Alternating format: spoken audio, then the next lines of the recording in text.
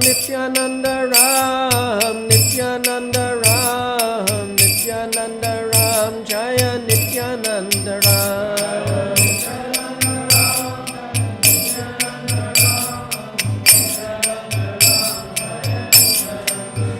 Jaya Koda Nitai, Jaya Mayapur Shashi, Jaya Koda Nitai, Jaya Mayapur Shashi.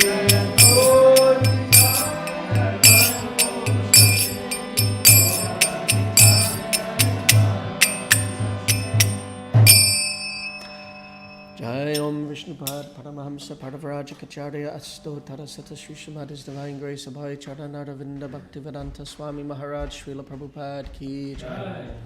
Shri Shri Kodanitai Mayapur Shashi Ki Jai. Shri Nityananda Rama Ki Jai. Shri Nityananda Trayadashi Mahamahotsava Ki Jai. Nitai Gaura Prabhanandi.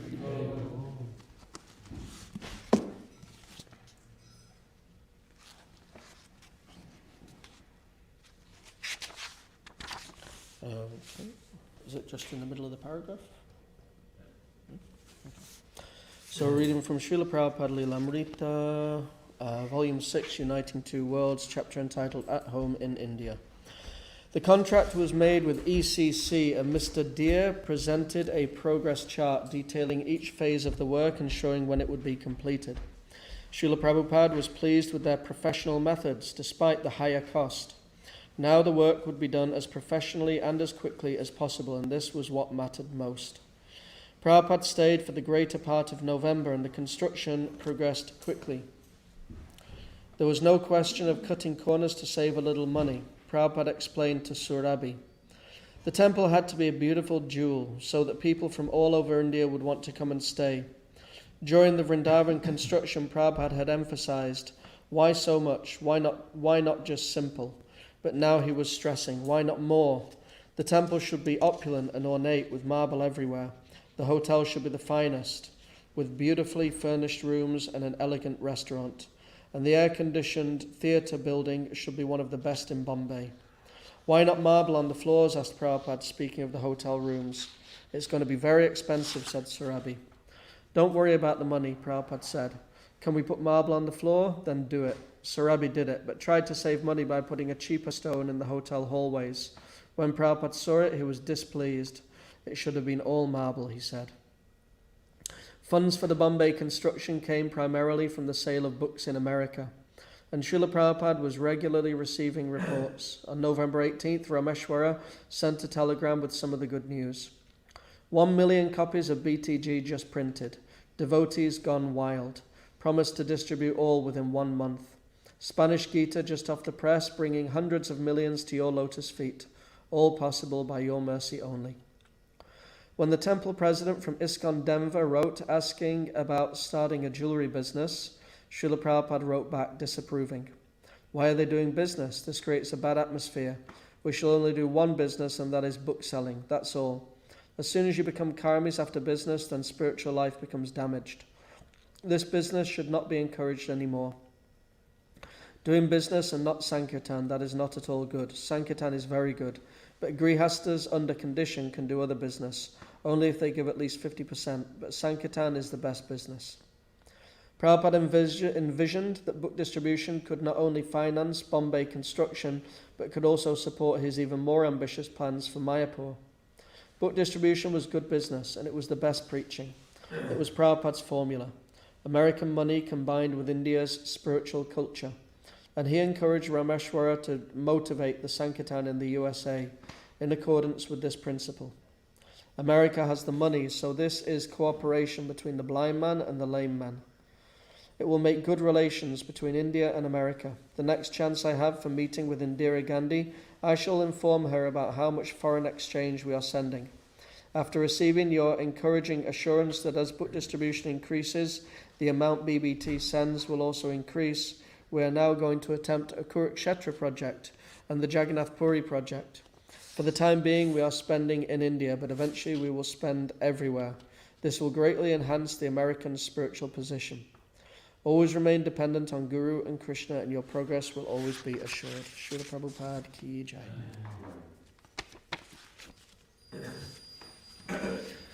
Jaya Jaya Sri Chaitanya Jaya Nityananda Jaya Jaya Sri Chaitanya Jaya Nityananda Jaya Advaita Chandra Jaya Gaura Bhakta Vrinda Jaya Advaita Chandra Jaya Gaura Bhakta Vrinda Jaya Jaya Sri Chaitanya Jaya Nityananda Jaya Sri Chaitanya Jaya Nityananda Jaya Advaita Chandra Jaya Gaura Bhakta Vrinda Jai Jai Sri Chaitanya Jai Nityananda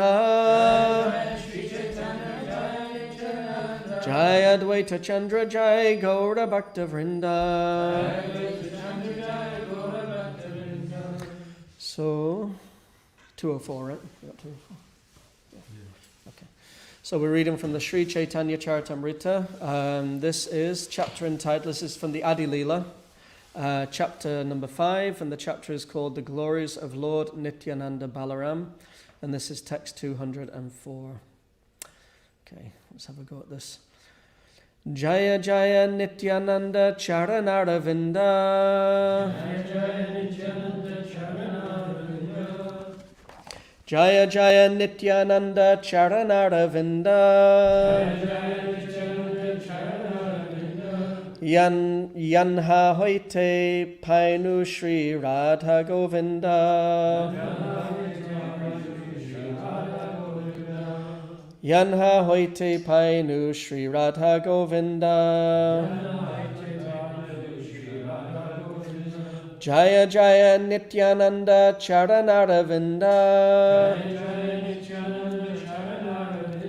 Jaya Jaya Nityananda Charanaravinda. Yanha Hoite Painu Shri Radha Govinda. Yanha Hoite Painu Shri Radha Govinda. Jaya Jaya Nityananda Charanaravinda. Jaya Jaya Nityananda Charanaravinda. Yanha Hoite Painu Shri Radha Govinda. Yanha Hoite Painu Shri Radha Govinda. Balu. Jai Jai Nityananda Charanaravinda. Yanha Hoite Painu Shri Radha Govinda. Jai Jai Nityananda Charanaravinda. Jai Jai Nityananda Charanaravinda. Yanha Bhaiti Painu Shri Radha Govinda. Yanha Hoite Painu Shri Radha Govinda. Jaya Jaya Nityananda Charanaravinda. Jai Jai Nityananda Charanaravinda. Yanha Hoite Painu Shri Radha Govinda. Mataji. Jai Jai Nityananda Charanaravinda. Jai Jai Nityananda Charanaravinda. Yanha Hoite Painu Shri Radha Govinda. Okay, word for word. Jai Jai. All glories to Nityananda, of Lord Nityananda. Charanaravinda, the lotus feet. Yanha Hoite, from whom? Painu, I got. Shri Radha Govinda, the shelter of Shri Radha and Govinda. Translation. All glory to the lotus feet of Lord Nityananda, by whose mercy I have attained Shri Radha Govinda.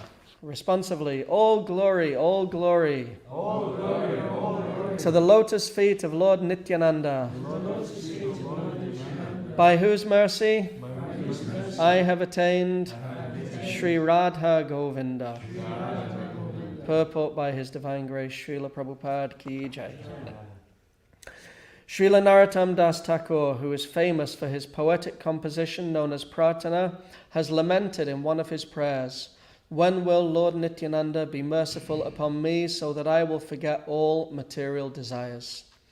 Srila Narottam Das Thakur confirms that unless one is freed from material desires to satisfy the needs of the body and senses, one cannot understand the transcendental abode of Lord Krishna, Vrindavan. He also confirms that one cannot understand the loving affairs of Radha and Krishna without going through the direction of the 6 Goswamis. In another verse, Narottam Das Thakur has stated that without the causeless mercy of Nityananda Prabhu, one cannot enter into the affairs of Radha and Krishna. Om Agyanatimirandasya Gyananjana Shalakaya Chakshurunmilitam Yena Tasmai Shri Gurave Namaha Shri Chaitanya Manobishtam Shtapitam Yena Bhutale Swayam Rupa Kada Mayam Tatati Swapatantikam Vandeham Shri Guru Shri Yuta Padakamalam Shri Gurun Vaishnavamscha Shri Rupam Sagrajatam Sahagana Raghunatam Vatam Tam Sajivam Sadvaitam Savadutam Pradajana Sahitam Shri Krishna Chaitanya Devam Shri Radha Krishna Padan Sahagana Lalita Shri Vashakam Vitamscha Nama Om Vishnupadaya Krishna Prasaya Bhutale Srimati Bhaktivedanta Swaminiti Namane Namaste Saraswati Devi Gauravani Pacharane Nirvishesha Sunyavadi Paschachade Shatarane Vanchakalpatarubhyascha Kripasindubhevacha Patitanam Pavanebhyo Vaishnavebhyo Namo Namaha Jai Shri Krishna Chaitanya Prabhu Nityananda Shri Advaita Gadadha Shri Vasadi Gaura Bhakta Vrinda Hare Krishna Krishna Krishna Hare Hare Hare Rama Rama Rama Hare Hare. All glory to the lotus feet of Lord Nityananda, by whose mercy I have attained Sri Radha Govinda. So today we are celebrating a very important day, the appearance day of Lord Nityananda Prabhu.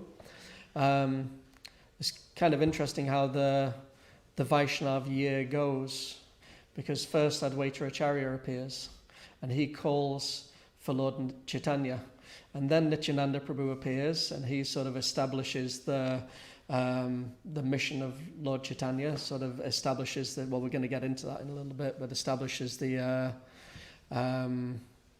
marketplace of the holy name. And then Lord Chaitanya appears, and then the other members of the Panchatattva appear.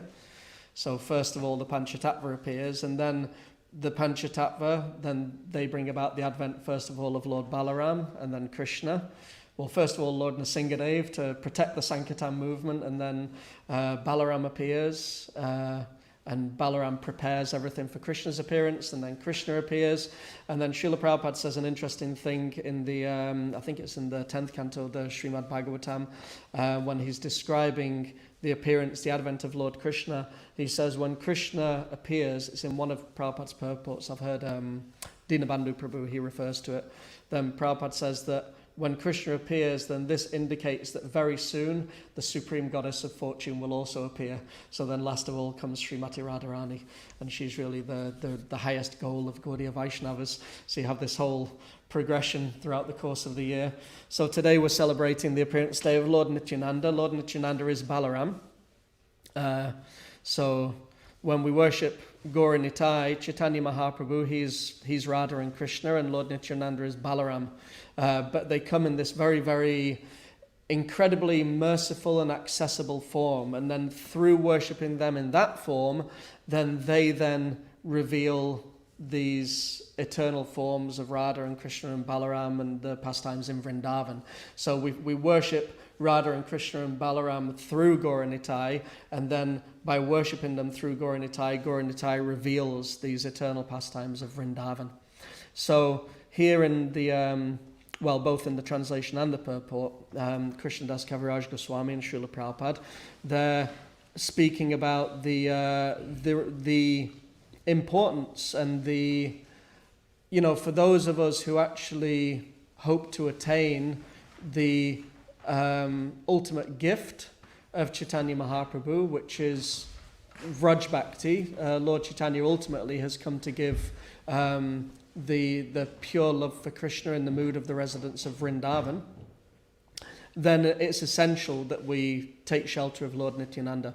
And in the purport, Srila Prabhupada refers to two verses from a really famous song. For anyone who was paying attention to the purport, anyone know which song Prabhupada was referring to in the purport?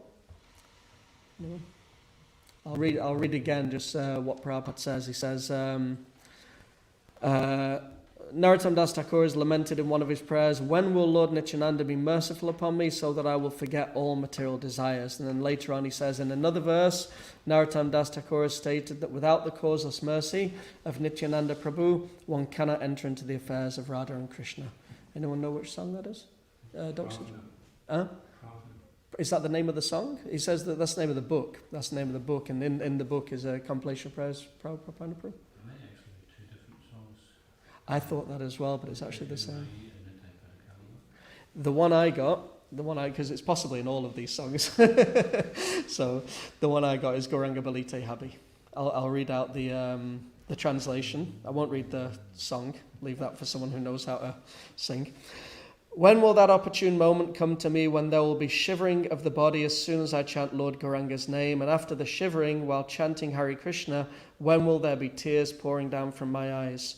When will that day come? When Lord Nityananda's causeless mercy is bestowed upon me, so that my desire for material enjoyment becomes very insignificant.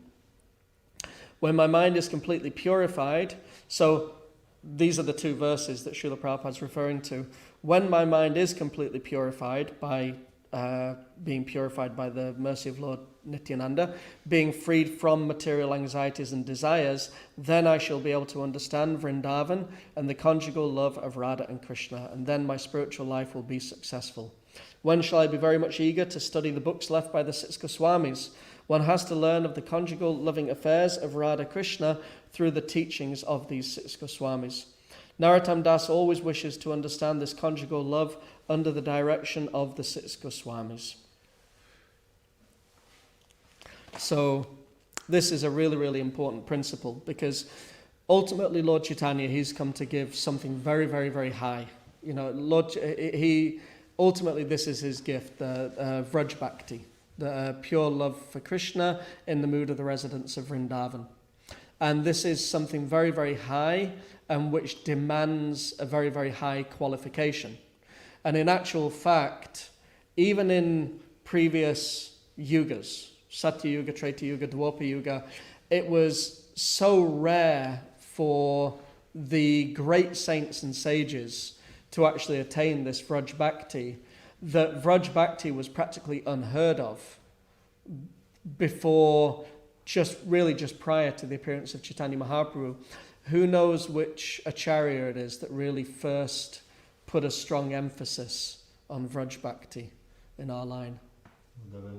Yeah, Madhavendra Puri. So Madhavendra Puri was and he's considered the kind of the root of the desire tree of Chaitanya Mahaprabhu in the Chaitanya Charitamrita. It's said that he is a Kalpa Vriksha tree in the spiritual world. This is his ontological position. He's one of the wish-fulfilling desire trees of the spiritual world. And then he came just prior to the appearance of Chaitanya Mahaprabhu to sort of lay the groundwork in service for Chaitanya Mahaprabhu's mission. He first put emphasis on the Vraj Bhakti as being the highest, just the highest attainment of Bhakti. So prior to Madhavendra Puri, it's not that saints and sages in previous ages didn't attain Vraj Bhakti, it's that it was so rare and confidential that it wasn't really known or heard of. And we know from what we know of previous ages that the qualities and the qualifications of the living entities in general, and especially of the great saints and sages of previous ages, was far beyond what probably most of us have had any interaction with. You know, we can't really imagine just the quality and qualifications of many of these saints and sages. And then here we are in Kali Yuga, and this is, Chaitanya Mahaprabhu, he's come to give this highest attainment to the most fallen of all living entities. So this really just highlights the mercy of Lord Chaitanya, that he's coming to give the highest, something which wasn't even attainable by far more qualified persons in previous ages, and he's coming to give that to the most fallen. He's Patita Pavana Gaurahari, he's come to give to the most fallen living entities.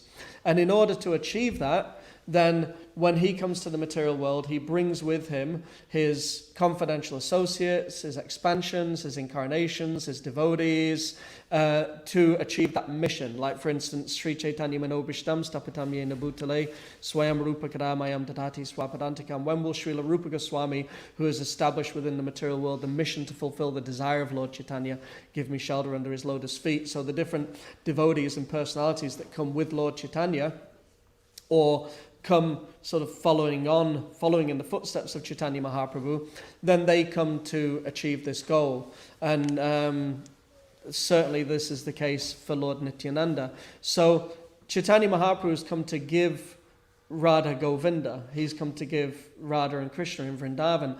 But in order to be able to get that gift of Lord Chaitanya, we first of all have to become qualified to get that gift. And this is where the mercy of Lord Nityananda comes in. That by taking shelter of Lord Nityananda, then we get the qualification. We become qualified in our heart to actually allow Krishna and Vrindavan to enter into our heart.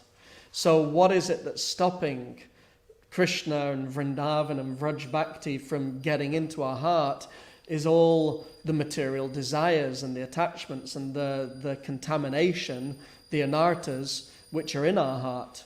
As long as these things are within the heart, then Radha and Krishna, they're going to find it difficult to find a nice place to sit within the heart. So, by the mercy of Lord Nityananda, it says that, how will we know that we've attained the mercy of Lord Nityananda? When we become free from all material desires. Lord Nityananda removes these material desires from the heart. How does he do that? So, there's another really wonderful song by Bhaktivinoda Thakur, which I don't know if it's on the agenda for this evening, but it's a popular Nityananda Trayadashi song, Dalalera Gita, which is very, very particularly appropriate. This song is particularly appropriate and relevant for the devotees of the Scottish Yatra.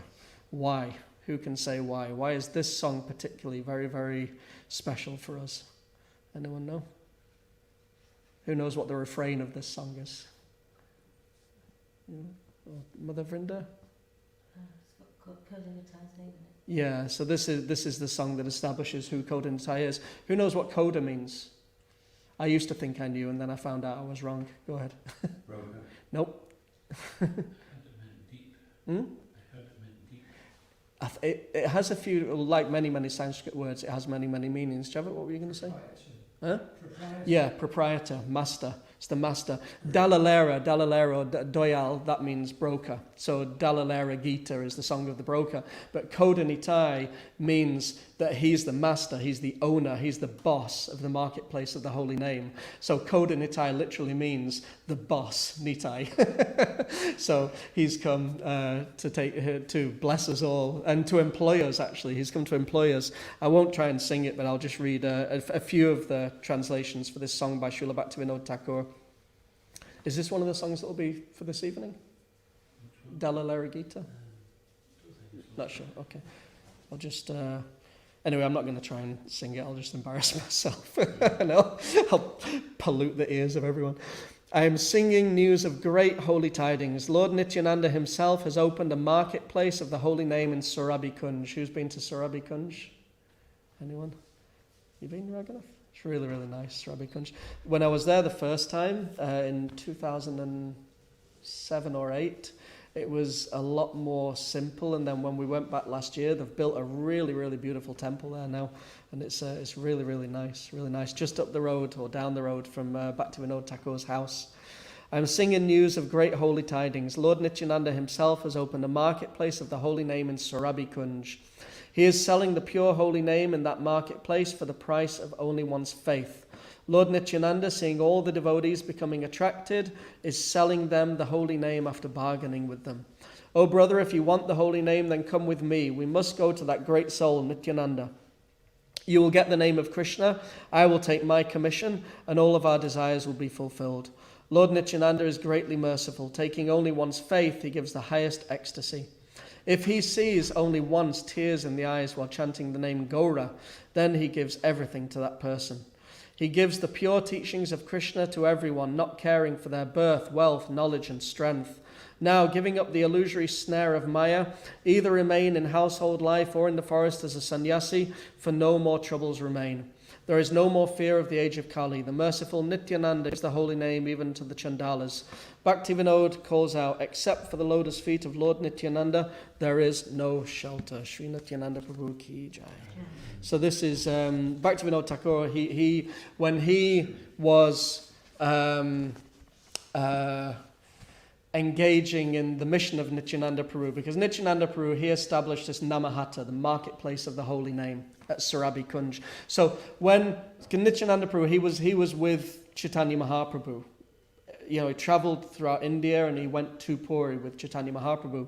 But then at a certain point, Chaitanya Mahaprabhu sent Nityananda Prabhu back to Bengal to establish this Sankirtan movement, because in Jagannath Puri, especially after Chaitanya Mahaprabhu had sort of done his South India preaching tour, Lord Chaitanya came to achieve sort of external desires and internal desires. So the external desire or the external mission was to establish the Sankirtan movement, and then the internal desire that Chaitanya Mahaprabhu wanted was to experience and relish the love of Srimati Radharani. And especially in his Antya-lila pastimes, his final pastimes in Jagannath Puri, then Lord Chaitanya became more and more and more absorbed internally in the mood of Radharani in Vrindavan. So knowing that this was going to be the case and knowing that he was going to withdraw more from the external preaching activities, Lord Chaitanya sent Nityananda Prabhu to Bengal to establish and to continue the mission of spreading the Sankirtan movement. And it's really interesting the way that, well, Bhaktivinoda Thakur, the way that he describes Nityananda Prabhu's mission is really, really interesting. And it's like, it would be a whole gigantic seminar, so we won't try and get into it in too much depth, but I'll just read some of the things that Bhaktivinoda. So this is when Bhaktivinoda was re-establishing, not establishing, but re-establishing the Namahatta, 500 years, or probably at that time about 400 years after the disappearance of Nityananda Prabhu, then he re-established the Namahatta in the same area. So Nityananda Prabhu, he made Surabhi Kunj his headquarters, and then literally just 10-15 minutes walk up the road, that's the house of Bhaktivinoda Thakur, so it's in that same area. So, Bhaktivinoda continued the mission basically in the same place that Lord Nityananda established the mission. And when Bhaktivinoda was traveling around India and he was establishing all these namahattas, it's like franchises of the marketplace of the holy name, then he set up, he did a newsletter, he designed a newsletter, and that newsletter went to all the different members. There were over 500 namahattas that he established around probably Bengal. Was it elsewhere in India, Javat? Do you know? Orissa and Bengal, so that kind of area, and over 500 namahattas, some of which are still there to this day. So there's some little tiny villages in rural India where you can still find the namahatta that Bhaktivinoda Thakur established, and it's still being run and it's still going on to this day. So he did a newsletter, and that newsletter went out to all the different namahattas, and then that newsletter's been reprinted and given here. There's a really nice commentary in it as well by Srila Jayapataka Maharaj, but I'll just read some of Bhaktivinoda's words. So we know that it says in that song, Dalalera Gita, the song of the broker, that Lord Nityananda, he gives the pure holy name just for one paisa of faith. And then these are the things that he's selling in the marketplace. He says Nam, the holy name, which is compared to sugar cane juice. Rupa Yuktanam, the holy name related to the Lord's form, compared to liquid molasses, gur. Guna Yuktanam, the holy name related to the Lord's qualities, compared to solid molasses. Leela Yuktanam, the holy name related to the Lord's pastimes, compared to sugar. Rasitanam, the holy name imbued with transcendental mellow, compared to rock candy. And Sava Rasa Shiktanam, the holy name imbued with the full potency of all transcendental mellows, compared to lozenges made from rock candy. So we hear about the holy name, but according to our faith, according to the depth of our faith, that will determine the quality of the holy name that we're chanting. So Lord Nityananda, he gives the holy name for just one paisa of faith, but the holy name that you get for one paisa of faith is Nam, just the holy name. And then there's a really interesting thing that it says, according to the amount paid by the customer, he shall receive the corresponding commodity. So if you give one paisa of faith, you'll get Nam. But there is a mystery in this. Once the customer has paid and received the holy name and chanted the holy name, then by the mercy of the owner, Lord Nityananda, and his partners, the customer is reimbursed his original payment, multiplied many times over. So you pay one paisa of faith, you chant Nam, and by continuously chanting Nam, Lord Nityananda gives you back a lot more paisas. So your faith gets deeper and deeper and deeper. And then as your faith goes deeper, by taking what you've bought from Lord Nityananda, then you become qualified, you get the money to get the next level of the holy name. So then after that, he'll give you Rupa Yuktanam, and then Guna Yuktanam, Leela Yuktanam, Rasitanam, and Sava Rasa Shiktanam. So according to the depth of our faith, then we kind of get access to deeper and deeper and deeper realizations and revelations of the holy name. And that comes by the mercy of Lord Nityananda. And how do we get the mercy of Lord Nityananda? By chanting the holy name and by sharing the holy name with us. Literally becoming an employee in the marketplace of the holy name, becoming one of Lord Nityananda's employees. And I couldn't not say this one. Just let me find the verse. This is so nice. I thought I'd marked it, but obviously I didn't. Because it describes... Oh yeah, this is it.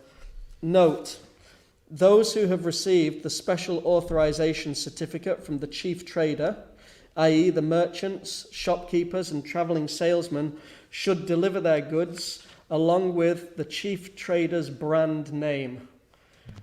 Gauranga. That's Lord Nityananda's brand name.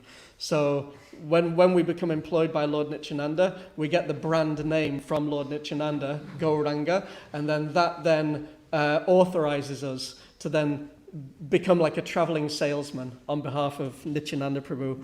Whenever a salesman arrives in any town, he should sell his goods by raising a flag with the mark Gauranga. He should sell the goods according to the price paid by the customer. Please note that without paying the right amount, a customer cannot obtain the proper goods. Goods given without proper payment will naturally turn counterfeit. There's a lot of depth to that, and it would be really nice actually to put together a whole presentation on this, because whenever I read this book, I get really excited. But this is Lord Nityananda. He opened this marketplace of the holy name in Surabi Kunj. And, how do we celebrate someone's appearance? How do we celebrate someone's birthday? We speak about them, we glorify them, but also especially in our tradition, we want to serve them. How do we make Lord Nityananda happy? What do we give him as a gift for his birthday? We become his employee. We engage in this mission of Nityananda Prabhu, of sharing the holy name with others. And by doing this, we get the mercy of Lord Nityananda Prabhu. And in this way, our faith becomes deeper and deeper and deeper, and our heart becomes more and more and more free from material desires. And in this way, we actually become qualified to access the depths of the holy name. What does it mean? Lord Nityananda is freeing us from material desires and allowing us to actually enter into the pastimes of Radha and Krishna. How? Because the Hare Krishna Mahamantra, the deepest, most confidential aspect of the Hare Krishna Mahamantra is that Radha and Krishna and all of their Vrindavan pastimes are contained within that Hare Krishna Mahamantra. And in order to access them, then we need the mercy of Lord Nityananda, that according to the type of holy name we're chanting, that will determine what we're experiencing from the holy name and what we are, how deeply we're entering into the holy name. And the depth that we're entering into our holy name, according to this, depends very much on our receiving this mercy of Lord Nityananda, having our heart purified of material desires, and being blessed with deeper and deeper faith to be able to chant the holy name. So by becoming an employee of Nityananda Prabhu in the marketplace of the holy name, then we become qualified to actually get the mercy of Chaitanya Mahaprabhu, get the gift of Chaitanya Mahaprabhu. So Lord Nityananda, he established the holy name, he established the marketplace, the Namahata, in Surabi Kunj in Navadvip, but then he sent his traveling salesman, first of all around India, and then he sent one of his chief salesmen, Srila Prabhupada, around the West. And then in this way, Lord Nityananda has set up franchises all around the world. So just like, any big franchise will have its headquarters. If you go to Silicon Valley in California, you'll find the Apple World Headquarters. But then Apple has headquarters and offices all around the world, which are all basically an expansion of that world headquarters. And then it has its shops all over the world. They're also just an expansion of that sort of central headquarters. So in the same way, this is Surabi Kunj. This is an expansion of Surabi Kunj. And Koda Nitai, the master of the marketplace of the holy name, he has set up his office here in Scotland. And he's sending his traveling salesman all over Scotland. And if we can become employed by Lord Nityananda Prabhu, we need to get our Gauranga badges, get our Gauranga flags, get our Gauranga stickers, get those books, get the holy name, and just become traveling salesmen for Lord Nityananda. And even our homes, the temples, they're an expansion of Surabhi Kunj. Our homes become an expansion of Surabhi Kunj. This is actually a big part of Bhaktivinoda Thakur's presentation here, is how we can make our own home even an expansion of the marketplace of the holy name. We can also, every single one of us can become traveling salesmen in the service of Lord Nityananda, become employed by Lord Nityananda in the marketplace of the holy name. He's a very, very good boss. He's a very, very good boss. Srila Prabhupada says in one place that he says that our senses are like bad masters. Prabhupada describes the senses of the material body as bad masters. So we're serving these bad masters. We're serving the eyes and the ears and the nose and the tongue and the sense of touch. And ultimately we're serving our mind, which is the center of all the senses. Krishna says that in the Bhagavad Gita. The 6 senses, which include the mind. So we're serving these bad masters. But if we become an employee of Lord Nityananda in the marketplace of the holy name, Lord Nityananda is the best master. He's the best master that we can have, Kodanitai. And then by becoming his employee, then we get the best payment, we get the best wages. we get pure faith, we get the pure holy name, and we become empowered to taste the highest happiness by taking the name of Gauranga and taking the Hare Krishna Maha Mantra, giving that to other people. And in this way we have the best master, best wages, and we have the best home in Surabhi Kunj. So let's stop there. I won't go on unnecessarily. Anything to add? Adoksa Sri Krishna Prabhu? Sorry? If we have received the mercy of Lord Nityananda, then we should be free from material desires. And you were mentioning about, we're salesmen, and I think it's referred to that there's a commission, right? He gets his commission, you get your for that. So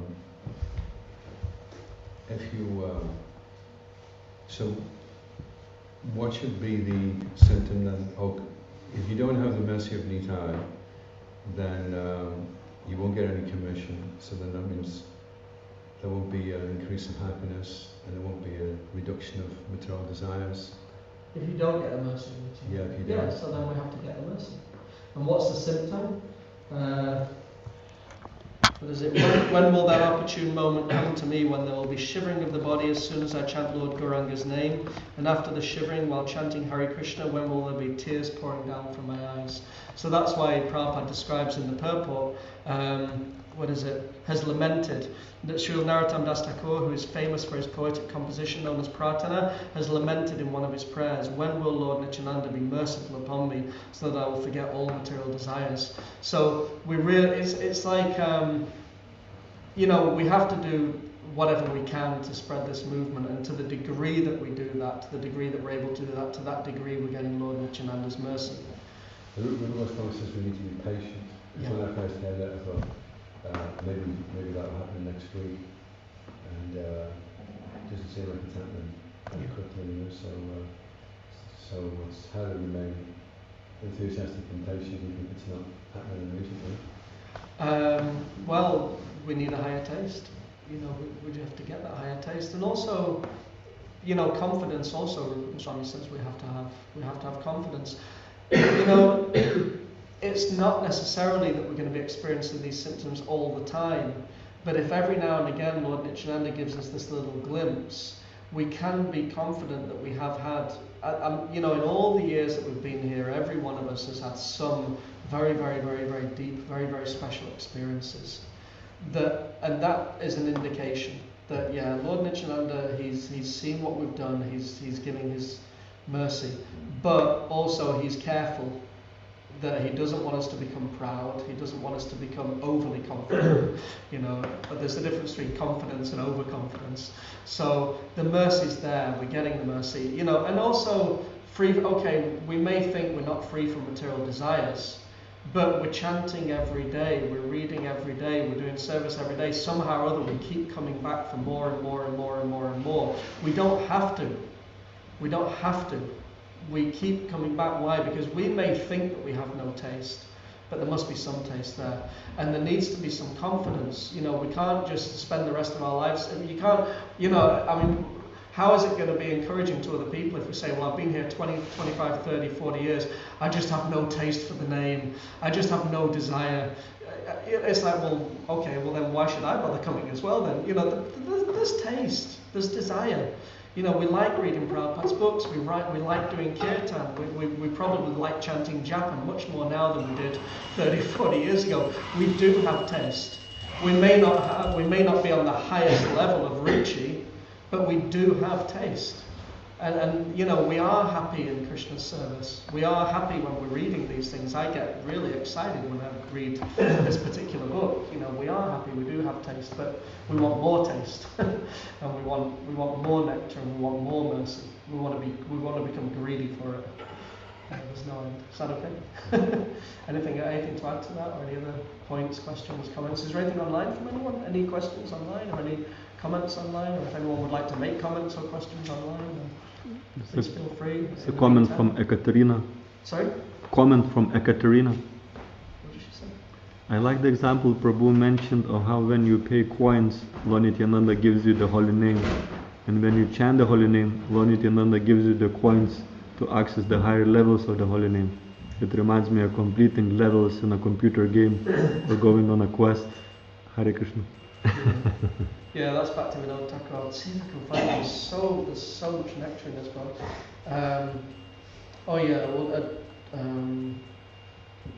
So this is these six sort of levels of the holy name. Nam, Rupa Yuktanam, Guna Yuktanam, Leela Yuktanam, Rastanam, and Savarasa Shiktanam. They correspond to Shraddha, Nishta, Ruchi, Asakti, Bhav, and Prema. They correspond to these six levels of the progression in Bhakti. So, and we know that corresponds to faith. It's not that we go from faith. It's not that you go from Shraddha to Sadhu Sangha to Bhajana Kriya to Anartha Nivriti, and then you sort of leave the previous stage behind. Each stage on the progression towards Prema contains within it all the previous stages as well. So you have Shraddha, and then Sadhu Sangha contains Shraddha and Sadhu Sangha.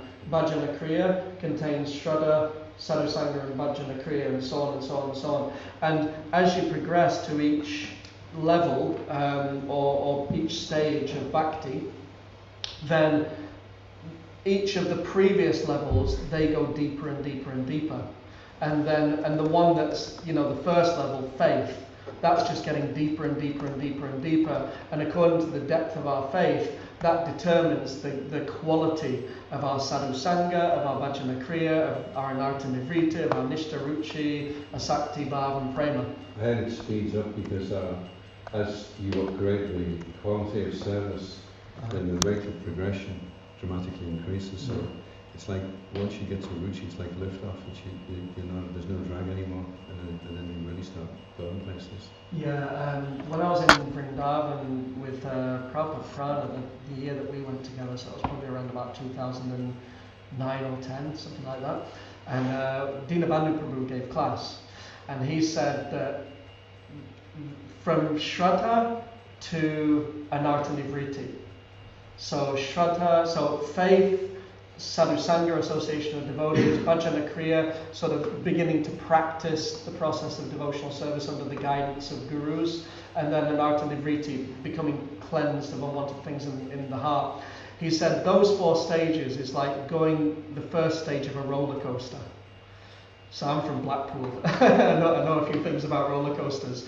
You know, the first part of it is traumatic. The scariest part of a roller coaster is always the bit where you're going up. It's not the bit where you're coming down. Especially like I remember just before I came to live here, they built this Pepsi Max roller coaster at Blackpool Pleasure Beach. You know, and at that time, not anymore, but at that time it was the biggest roller coaster in the world. I went on it once just before I joined, and and it takes forever to go up. And as it's going up, you can hear the wheels sort of clicking. It's like click, and it's just traumatic, and it takes forever to get to the top.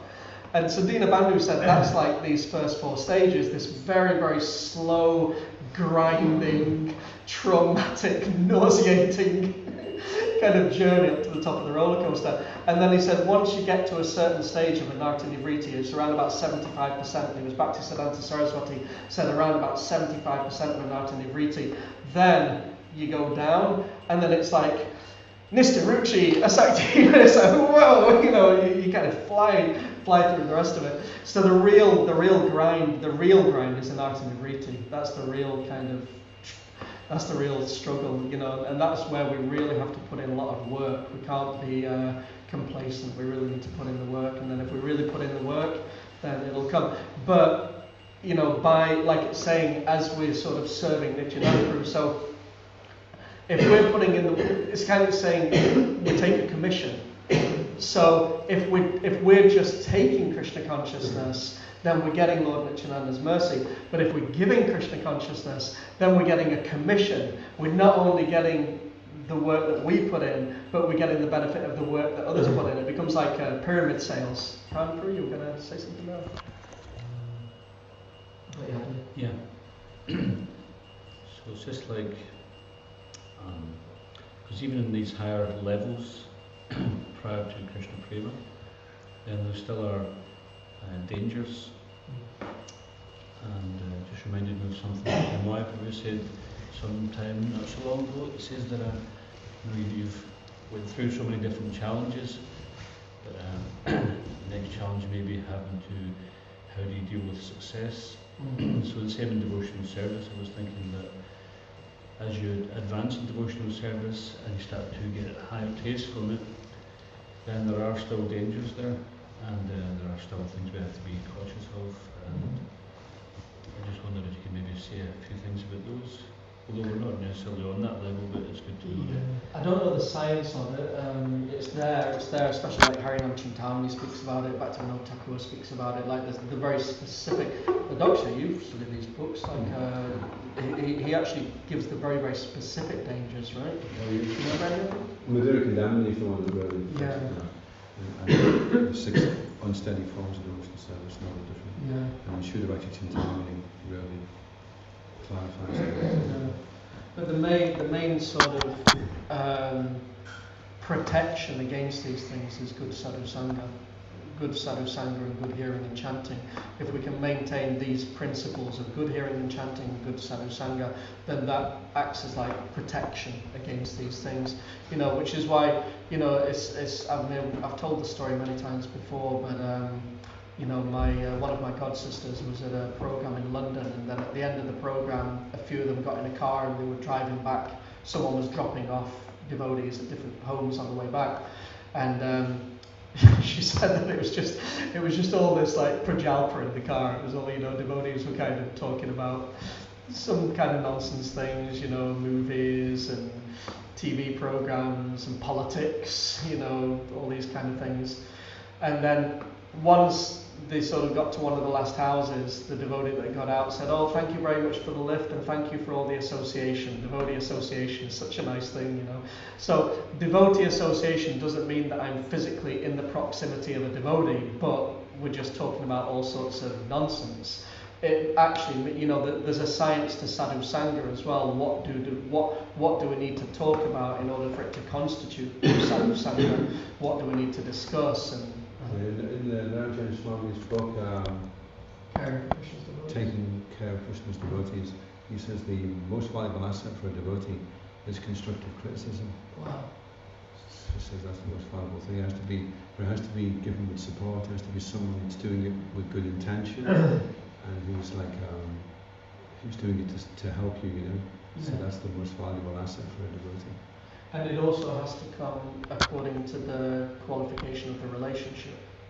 So Sanatana Goswami and Hari Bhakti Vilasi says that from senior to junior, affection flows naturally, as water flows from a higher place to a lower, and then from junior to senior, respect rises naturally like smoke rises from a fire, and then amongst friends there's mutual respect, you know. So it's not that juniors can necessarily give constructive criticism to seniors.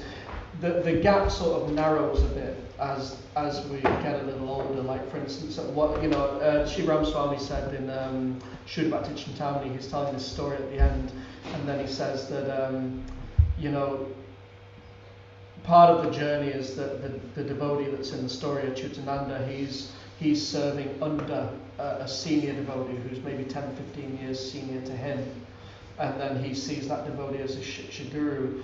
But when they're around about sort of 60, 70-year-olds respectively, then he says at that point it's more like a sort of mutual friendship rather. So although the respect is always there, and the feeling of offering respect to an elder is always there, but the dynamic of the relationship sort of changes a little as we get older, you know.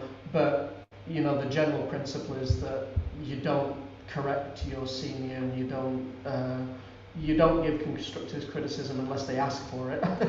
And then if we give constructive criticism to a junior, then, like you're saying, it needs to be based on this principle of affection flowing from a higher place to a lower. So the foundation of that constructive criticism needs to be affection, and then they'll feel that. We feel it, we feel it when someone has our interest at heart. I heard in Bhagavad Gita, Krishna, the way he says it to Arjuna, is he says, "You're better than this." Isn't directly criticizing, but he's just encouraging you to how these impurities come upon you. It's very careful and kind how he gives the feedback. Anyway, it's such a big subject. Is that, sorry, Prabhupada, because that was in relation to your comment and question, is that okay, or do you want to go a little further with that, or do you want to add something to that? I think it was something which I hope you mentioned some months ago in the class with Nityananda, which was, what's it called, as a term for it? 6 different types of study. Yeah. So There's Tarangaranjani. That was one, yeah. That's when the facility comes your way, and Vishaya Sangha fighting with sense enjoyment, and then there's Vikalpa, mental isolation, and then Utsamai, false confidence, thinking how much more advanced than you are. So these are symptoms of advanced devotees, not symptoms of advanced, but these are possible distractions even for advanced devotees. Yeah, because there's also, like Bhaktivinoda Thakur, he also describes the different types of anartas that we need to deal with as well. And although, when we get to the higher levels of bhakti, we are significantly free from anartas, but we're not completely free from anartas, and that's why he really emphasizes hearing and meditating on Krishna's Vrindavan pastimes, and especially the Naimittika Lila, the occasional pastimes, because by meditating on those, memorizing them, studying them, reading them regularly, then those pastimes, so the occasional pastimes, so Krishna's killing the demons, liberation of Nalakavara and Manigriva, Brahma stealing the cowherd boys, Indra's pride being crushed, these are all the occasional pastimes that only happen in the material world. And then by reading, studying and meditating on those and remembering those, then that sort of clears away from the heart the anartas that they particularly represent. And then that, as well as these specific obstacles, so it's a big subject. Right. In Maharaj Bharat's example, who was very advanced, for him it was his own desire, it was wishful choice to neglect his Krishna consciousness. So that's, not to misuse your independence. You can still happen, even if you're advanced sages attracted to Krishna, still that independence remains there. Shri Ramakrishna is very, very much against this word automatic advancement, because it's so much used. So it is, you do automatically advance, but only if you've got every single philosophical appreciation and are aware of all the different pitfalls, and then if you implement that, then you automatically make advancement. It's a little bit like if you get in a car doesn't mean you're getting anywhere. So you may be in the Krishna consciousness movement, but unless you're actually following the process, you know, which is very, very specific and scientific, if you're actually doing what the acharyas say at each stage that we're at, as Jiva Goswami says that if we act on a level that we're not yet at, then that's an offence. But he also says if we're at a particular stage but we're sort of acting on a lower stage, he says that's also an offence. So we need to know where we're situated on that sort of stage. I'm kind of solidly situated in the Nata Vibhuti, so I don't have to worry about it too much. But you know, we need to know where we are, and we need to know what to do at that particular stage. It's very specific, so you need to know how to, you know, what gear we should be in, what pedal our feet should be on, and then we're going to be moving. But if we're just sitting in the car, we're not going to be automatically going anywhere. So it's very specific. Just one interesting thing, actually, just to sort of finish off on, and again, it could be a very, very big subject, but one interesting thing about this marketplace of the holy name, and Bhaktivinoda Thakur's sort of explanation of it, is that it's very, very structured. You know, Lord Nityananda was the one who actually established the sort of institutional aspect of spreading the Sankirtan movement. He's the one that set up this whole system of that you have different people in charge in different places and different people that work under them, and it's the whole thing that's in this. So it's not a sort of modern day concoction, this sort of structured, organised, institutional aspect of Bhakti. It's actually Lord Nityananda that established it. And then Bhaktivinoda Thakur, he described it, and then Bhaktisiddhanta Saraswati actually put it into practice, and then Srila Prabhupada brought it all around the world. So it's interesting as well, the worship of Gidai Gauranga was, with Bhaktivinoda Thakur, it was Gidai Gauranga, but Srila Bhaktisiddhanta wanted the mood of Nityananda, which is structured and institutionalized and standards and things, and it's kind of more pushy, you know. So he emphasized Gauranitai, or Nityananda. We have our personal practice, but we have a sort of institutional method of spreading Krishna consciousness. Prana, we should finish off this unless you want to carry on. Just a couple of things. One is interesting how Lord Nityananda is known as an avadut, but yeah, he's creating so much structure. So to follow in the footsteps of Lord Nityananda, sometimes people like to come over as if, you know, they're above the rules and regulations, but if they really want to follow his footsteps, then you have to follow what he's setting up.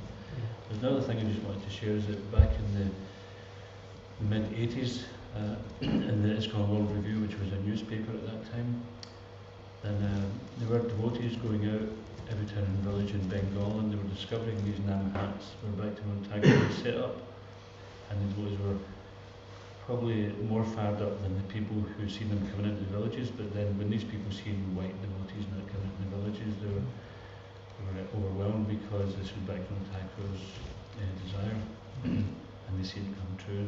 And these people were still practicing kirtan and offering their food and the pictures of Bhaktivinoda Thakur on their altar, you know, even like 100 years later. It had such a potency. Like the whole villages, it wasn't like just a few houses here and there. Whole villages were totally absorbed in Krishna kirtan under the direction of Bhaktivinoda Thakur.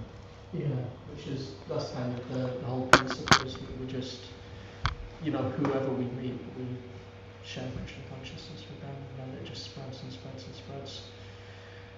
We should stop, I guess. And just one small thing that I came across in Satyananda Swami's Namarahasya, I believe he was quoting Bhaktivinoda Thakur, how to develop the number of rounds you're chanting.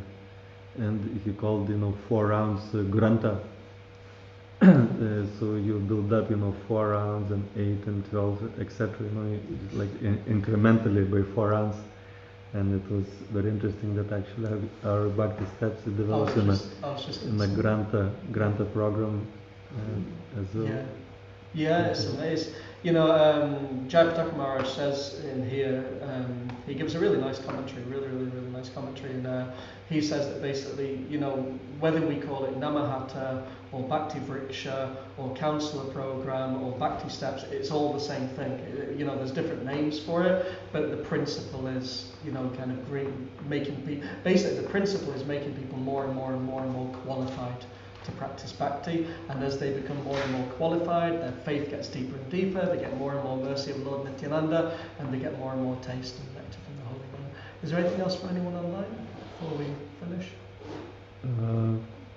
That's it. Just May saying that she's enjoying reading all the books. There is so much nectar there. And Mary saying beautiful explanation of Sadhu Sangha. Thank you. Hare Krishna.